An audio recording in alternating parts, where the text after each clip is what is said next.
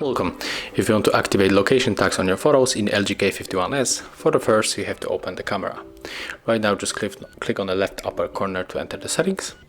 And right here all we have to do is just to click on the tag location switcher.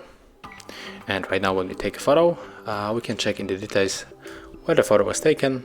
So go here, tap on this right upper corner, select details, and right here we got the location.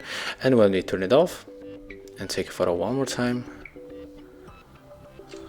we cannot find the location in the details. So that's how it works. Thank you guys for watching. Leave thumbs ups, comments, and remember to subscribe our channel. See ya!